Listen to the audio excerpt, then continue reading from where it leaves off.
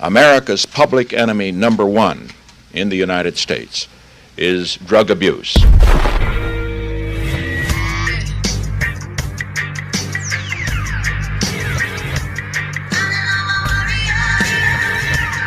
It is necessary to wage a new all-out offensive. This one, and we're going to stick to this. We're only going to read stories from platoon420.com, stories that are reported accurately, the way they should be, not stories that paint people out who were victimized to be criminals. Kentucky man and 2 children robbed in an alleyway. So that sounds fun. Who do violent street gangs rob people in alleyways, right? Yeah, it sounds like something you would do to a tourist that didn't know the town. Terrifying. So Antonio D. Jackson was parked in an alleyway on 23rd in Paducah on Monday with 2 young children in his care when a group of armed men in matching uniforms approached his vehicle and began asking a series of intrusive questions. The men looted Jackson's vehicle and took possession of the $1,700 cash and 2 pounds of cannabis, as well as the vehicle itself. Jackson was taken to the McCracken County Detention Center and is being held for an undisclosed ransom. The captors released the children to the custody of their grandmother. The assailants have been identified as members of the Paducah Police Department.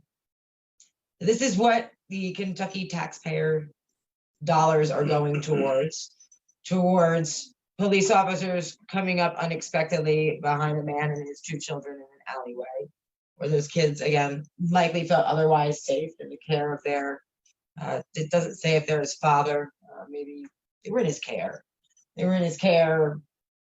Everything was fine. And then sirens, lights, guns. These kids see this man who, they're okay. If these kids were out without this guy, they'd be scared because they're kids, but they're comfortable there. Sure, this guy wasn't aiming guns at. I don't think He probably wasn't even armed.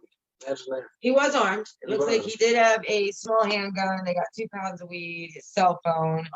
Which is only illegal in this country if you have drugs on you. Did you know you have the Second Amendment?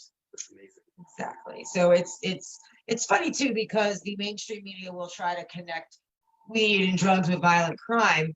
And it's because you're right. It's been labeled a crime for you to have this gun on you when you have this weed on you at the same time. Although if this weed weren't here, you could have this gun all day long. So now you've got the misnomer that anybody who has drugs is violent. Well, Or criminal. They've actually done studies on this, and it's like 30% of the, I just read this yesterday, 30% of the prison population is in there for violent crimes. But the crimes they were committing were to get drugs, to get money for drugs, because of prohibition. And let's face it, if there wasn't prohibition, they wouldn't have committed that crime. So prohibition is also an unintended consequence of these people committing violent crimes in order to get the drug habit that they're trying to support. sure. And in terms of, street violence because of drugs, when you have an unprotected market, right? There's no employee rights. If you're slinging weed for some guy in the city and he mistreats you, he doesn't pay you, whatever. He pistol whips you because he knows he can do that because you can't call and make a complaint about that.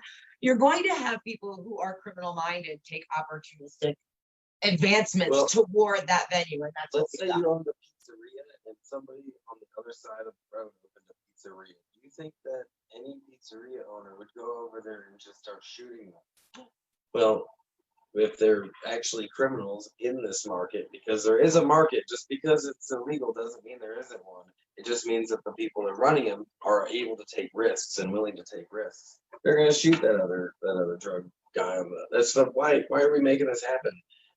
In legal states and states where it's defelonized, you're starting to see a lot less drug-related violent crimes. Imagine that.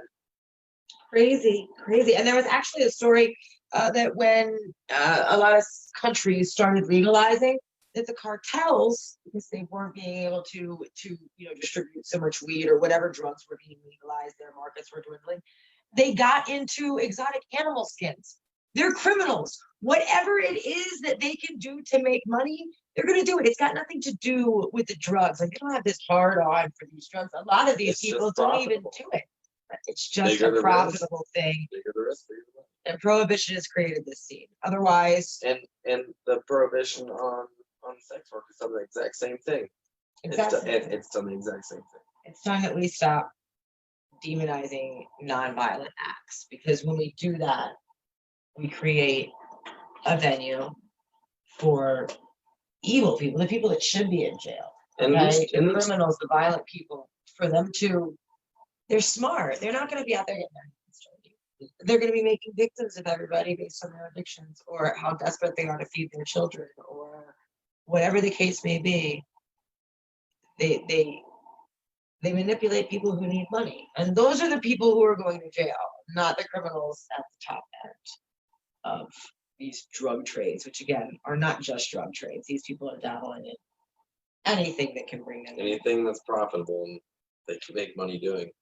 These kids and this Kentucky guy are never going to be able to trust police again. Like, they're children and they were traumatized by police. It's rough, and so many kids are. Or you have an opposite thing where the parents are so traumatized by police that they actually feel the need to warn their children against these people. You know how many stories I've seen, especially recently, of the mothers in like in areas where there's a lot of minorities, the mothers are teaching their kids how to interact with the police. And can you imagine having to teach your kid how to interact with the police so you don't die? Like, that is mind-blowing to me and eye-opening, and it should be to everybody. Like, I've never had to worry about teaching my child that. So No, and that's something that I was taught, but only because as the daughter of a police officer, he understood the depth of the corruption. my dad taught me to talk to him with respect, but he never had to teach me how to not die around him. Yes, that's not something that That's not something I ever had to. did not go through the tutorial of how to not be tased. But that happens now in America. That happens. And now it's happening to peaceful protesters. How do you organize and not get attacked by the police? It's this war has taken to the streets, quite literally. So when I say prisoner of war, I mean that, and that includes these peaceful protesters that are being arrested for ridiculous crimes like trespassing. Look, trespassing doesn't apply when you're protesting. When the department that you pay to keep your citizens safe is killing your citizens, you can shove your trespassing laws straight up your rear end. And of course, I speak of public streets, not private businesses. These lootings that are going on, those are criminal acts, period. But just back to what I was saying, criminal's gonna criminal, yo. Okay, they're just that's what they're gonna do, and it's a symptom that we have to combat, not something we're ever. And I think the psychology behind that is that the people who we expect to protect us aren't going to protect us, and we expect them to enforce the laws, and they're not going to do that. Why would we be expected to follow the laws? And I'm not like condoning the rioters, but I am seeing like, well, I mean, if the police aren't going to follow the law, then why am I doing it? And then the riots do happen. You saw it during the Rodney King back in the 90s when all that information came out. They straight up rioted because it's the same reason. It is, the and exact same. And here we are 30 years later. 30 years later. We're taught as children, even by the establishment, being the public school system, that respect is a two-way street. And with that ingrained in us, yeah, I can't fault the actions of some of the protesters that are acting in ways I wouldn't. I don't condone them, but I can't fault them. I think they're justifiably angry. When the Target got raided and it was national news, like, I'm sorry, Target can afford it.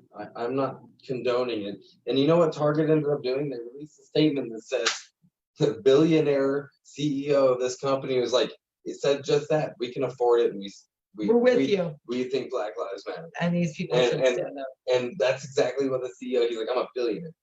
And I was like, that's what's up, dude. You know? Like, power to Target. I'm sorry, Target stuff now. happens, but stuff happens. Fuck you, Walmart. Target. I'm the Commander-in-Chief, and I approve this message. Visit platoon420.com today and take the pledge. I will stand tall in the face of tyranny for the best interest of myself and my community. I denounce the archaic drug laws that have made victims of people they were written to protect, and I will not support any legislation that regulates what a person puts in their body.